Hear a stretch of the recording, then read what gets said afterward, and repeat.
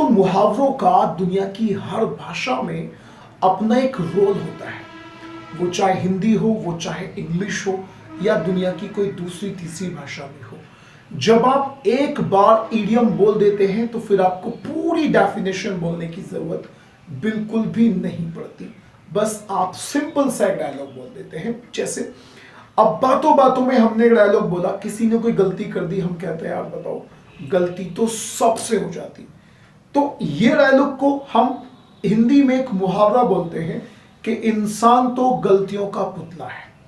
इंसान गलतियों का पुतला है। इस मुहावरे को अंग्रेजी में कहते हैं टू एरर इज ह्यूमन।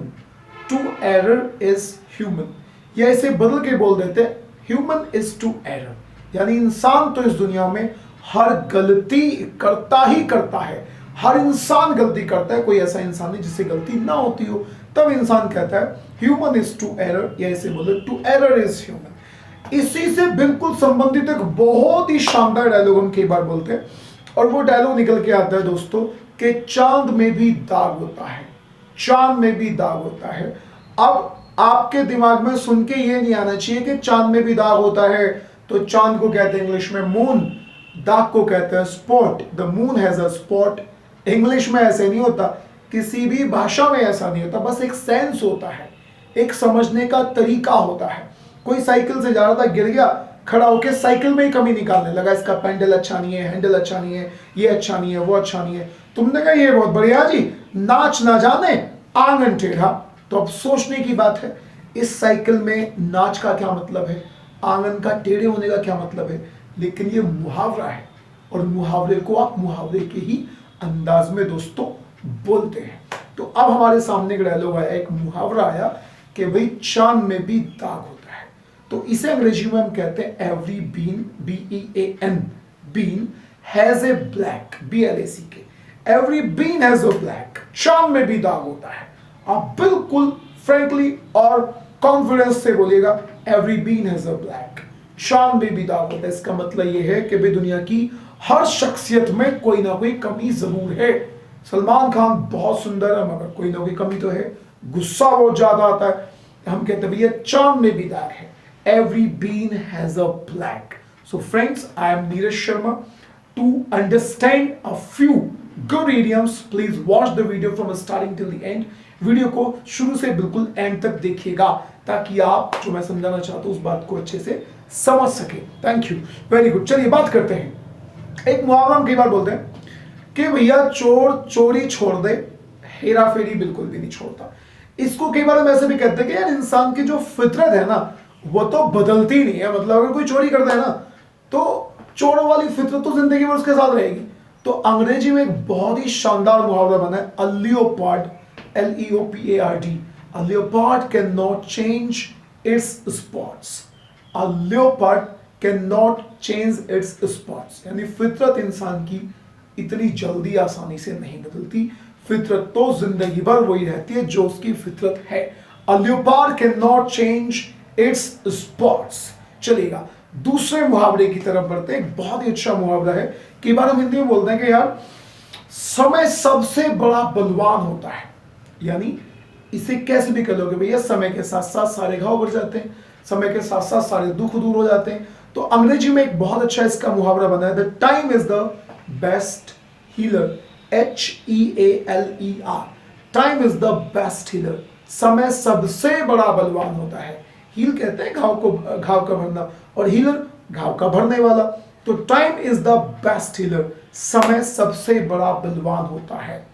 फिर नेक्स्ट मुहावरे की तरफ बढ़ते हैं। मुहावरा हम कई बार बोलते हैं कि भैया ये तो धूल में लट लग गया। धूल में लट लगने का मतलब होता है कि आपने कोई काम बस वैसे ही कर लिया मगर उससे बेनिफिट बहुत ज्यादा हुआ।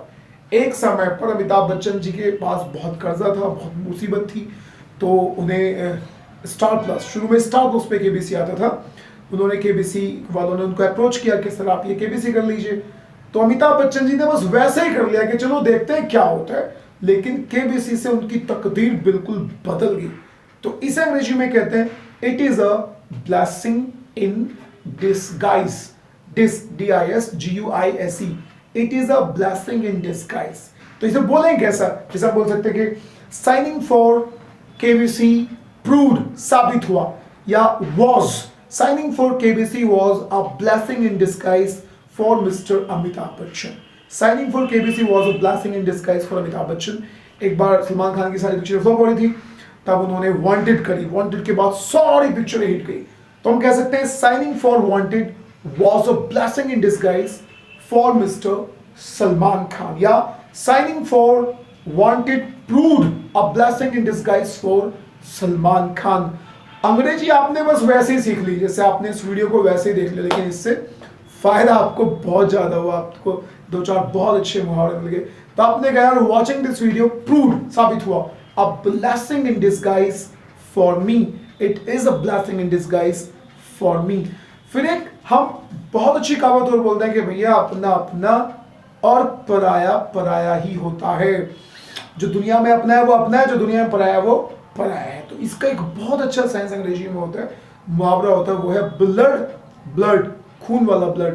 Blood is thicker, THICKER, thicker than water. Blood is thicker than water, यानी ब्लड खून, थिकर मोटा, वाटर पानी. तो ब्लड हमेशा पानी से मोटा ही होता है, यानी थिक होता है, गाढ़ा होता है. Blood is always thicker than water. इस डायलॉग को हम हिंदी में यूज करते हैं कि अपना अपना होता है और पराया पराया होता है. Blood is thicker than water. बिल्कुल बोलिएगा इस डायलॉग को अपनी लैंग्वेज में. Blood is thicker than water बोलोगे तभी बोलेगा. Be careful about it. Blood is thicker. Last में एक बहुत ही शानदार डायलॉग है, यानी बहुत ही शानदार ईडियम है, और वो ईडियम है दोस्तों फसाद की जड़ होना. कोई चीज अगर लड़ाई की जड़ है, जिसकी वजह से इस दुनिया में लड़ाई होती है, घर परिवार में लड़ाई होती है, देशों देशों में लड़ाई होती है, जैसे कश्मीर और यानी इंडिया में और पाकिस्तान में लड़ाई क्यों है? कश्मीर की वजह से. तो ऐसे को, ऐसी किसी चीज को अंग्रेजी में कहते हैं बॉन्ड ऑफ कंटेंशन. जैसे रिमोट घर में लड़ाई की जड़ होती है, तो आप कह सकते हैं remote is the bond of contention in my family. Money is the bond of contention in my family, या between two brothers. Kashmir is the bond of contention between India and Pakistan. Bharat और पाकिस्तान के बीच में जो लड़ाई की जड़ है वो है कश्मीर. तो आप ऐसे ही बातों को मिला मिला के बोल सकते हैं.